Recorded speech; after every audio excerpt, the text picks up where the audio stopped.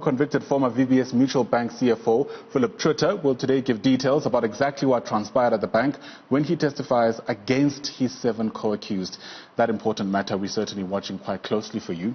In a related matter, the VBS fraud trial resumes in the Specialised Commercial Crimes Court in Johannesburg this morning. That's where, of course, as I mentioned, 7 suspects face charges of looting almost 2 billion rand. Accused number 8, the bank's former chief financial officer Phillip Truter, was yesterday sentenced to an effective 7 years in jail after reaching a sentence agreement with the state. He's undertaken to cooperate with the state's investigators. The VBS Mutual Bank collapsed in 2018 after the Reserve Bank declared it insolvent.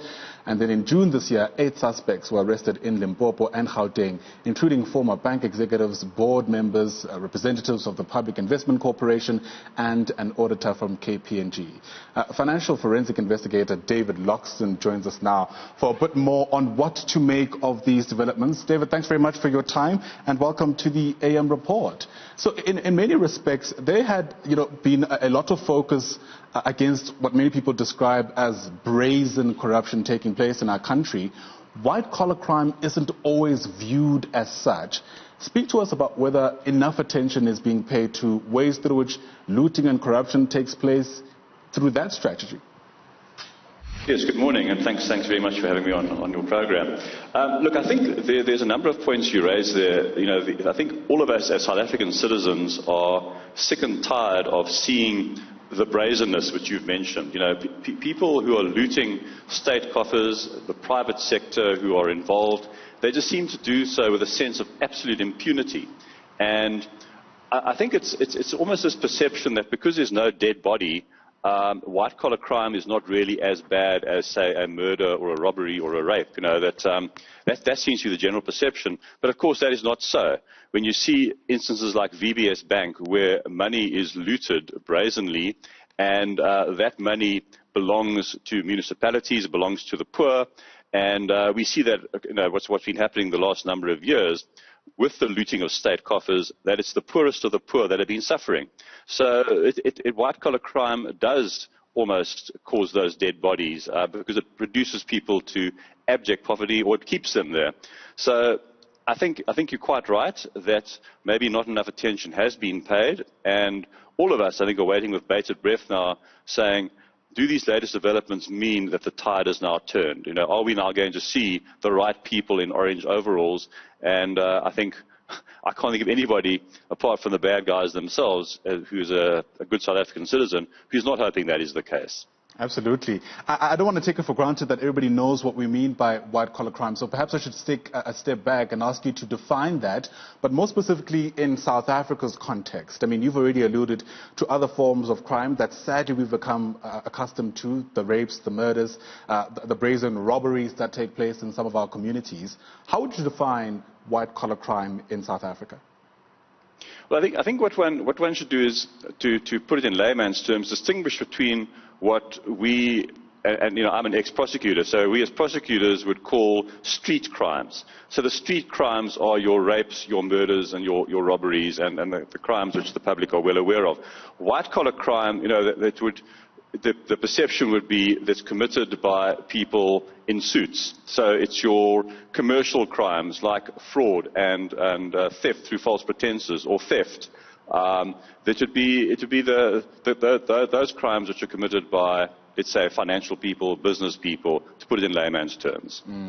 Now that sort of background has been laid, what would it take, do you think, for us to see substantial prosecutions, I beg your pardon, of people found guilty of white-collar crime? I mean, according to some people, the walls are already starting to close in. We've seen the hawks, I guess, act in ways that many people might say they've never seen before.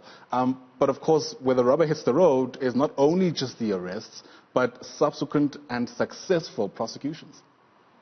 Absolutely. And I think what a lot of people don't realize is how long it takes to build up a compelling case, because prosecutors don't want to go to court with a case that is iffy. They want to go to court with a case where they can, in their minds, prove it beyond reasonable doubt. And that's a very important concept. In a civil matter, or what a lot of people understand like a disciplinary hearing, all you need to do is show the person is guilty on a balance of probabilities. So take it as 51% versus 49%. That's the kind of test. When you get to beyond reasonable doubt, which is the onus on the state to prove in a criminal matter, then you're looking at 99%. And that's a tall ask. It really is a tall ask. So what one needs, you pose the question, what do we need to see for successful prosecutions to take place? Well, clearly, you need proper investigations because the prosecutors will rely on the Hawks and the commercial crime police to put together the case for the prosecutors to present in court. And then, of course, you need competent prosecutors who understand what needs to be done to prove their case in court. So, in a long-winded way, what I'm saying is we need those resources. The state should be throwing lots and lots and lots of money at investing in proper investigative capability and proper prosecutorial capability. And then one must also take it as a given that you must keep the political interference out of it, because what we've seen historically in the last number of years is brazen and blatant political interference in the prosecutorial bodies where people are protected. And that hopefully is coming to an end, and we are now going to see prosecutors doing their job without fear or favor. Yeah, we're certainly seeing signs of that. A bit concerning, though, Shamala Batoy in Parliament yesterday saying that if there are going to be additional budget cuts, for instance, to the NPA, it might stifle the ground that we've already been able to cover over the past few years and possibly even longer than that. But let me pose this question to you. So many analysts, commentators have mentioned that the ANC simply will never be able to survive a thorough cleanup of corruption within the organization. I want to pose a parallel question about whether or not you think South Africa's economy will be able to survive a thorough cleanup of something like white-collar crime. Yeah, it's an interesting question you posed. I think one must look at it in this way. Can South Africa's economy and its people afford not to clean up? Because if we're going to continue with the brazen corruption that we've been living through for the last number of years, we will descend into a banana republic. And that's we simply can't afford to do. So it might take a lot of hardship initially if there's a cleaning out of both politicians and senior business people, but so be it. That has to happen to send a message to the world that we are actually an attractive investment destination. The rule of law does apply in South Africa. People that steal your money will in fact be investigated, prosecuted and put in jail.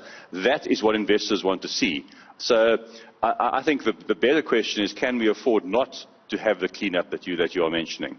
Sobering insights. Let me thank you for your time. Certainly appreciate your coming onto the AM report. That is David Loxton, who is a former prosecutor and now a financial forensic investigator. He's also CEO of Africa Forensic and Cyber. Thanks very much indeed for your time.